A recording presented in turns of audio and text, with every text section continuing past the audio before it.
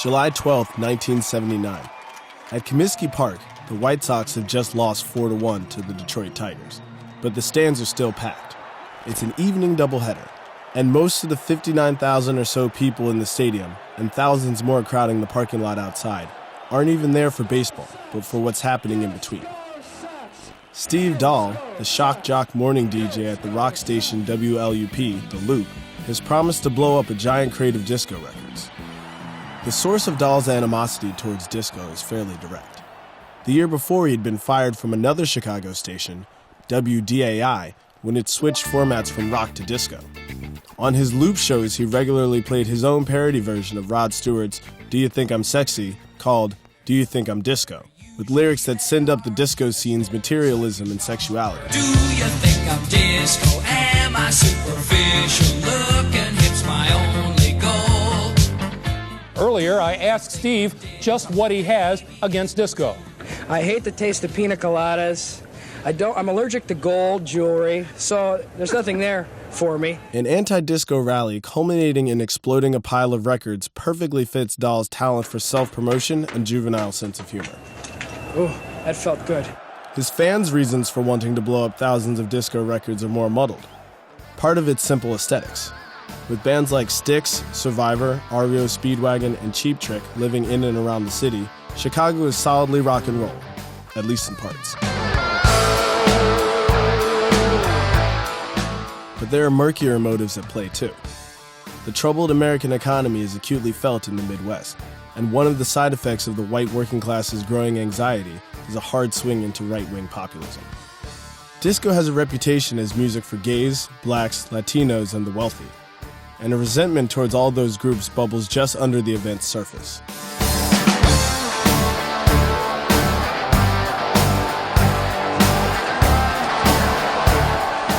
The lead up to the detonation is chaotic. From center field, Dahl delivers an improvised rant over the stadium PA, and then finally blows up the crate of records.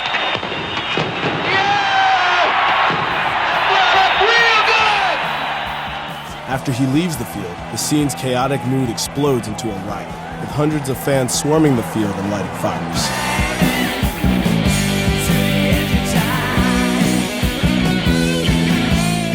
The White Sox are forced to forfeit the second game to Detroit. Working in the stands that night as an usher is Vince Lawrence, the teenage son of Nehemiah Mitchell Jr., who co-owns the funk and soul label Mitch Ball Records. He notices men bringing in records that aren't even disco, but happen to be made by black musicians. It's a symptom of the racial resentment that's helped make Chicago one of the most segregated cities in the nation. But even as Dahl stokes anti-disco fervor in Chicago, the city's gay, black, and Latino club scene is sowing the seeds of rock's downfall.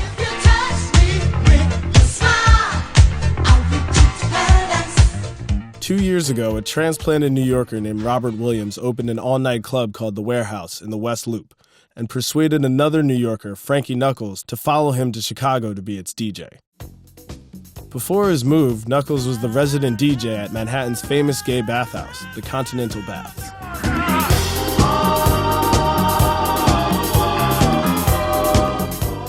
And his mixes of disco, funk, soul, and European electronic music have made the Warehouse the center of Chicago's gay black nightlife. Since the club doesn't serve alcohol, it doesn't have to close at 2 a.m., so Knuckles' Saturday night sets often stretch all the way to Sunday afternoon. As word starts getting around about the wild scene at the Warehouse, Knuckles' distinctive style earns its own name, house music.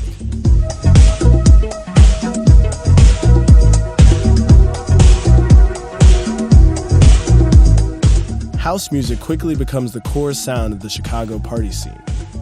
The Warehouse crowd starts to diversify as the music and LSD-driven partying attracts straight people, white people, and Southside teens. Knuckles' distinctive stylistic blend also starts showing up in other clubs around the city.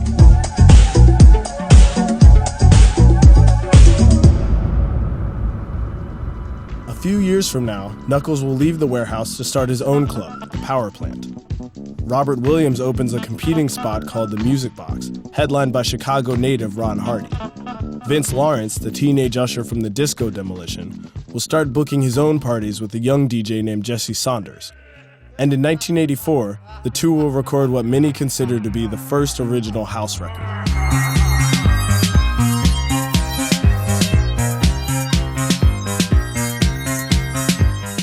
The revolution begun in Chicago's gay clubs will go on to conquer the globe, and not only reshape dance music, but pop in general. By the time Frankie Knuckles dies in 2014 at the age of 59, he'll have seen the style he helped pioneer become bigger than rock and roll. House, he'll famously say, is disco's revenge.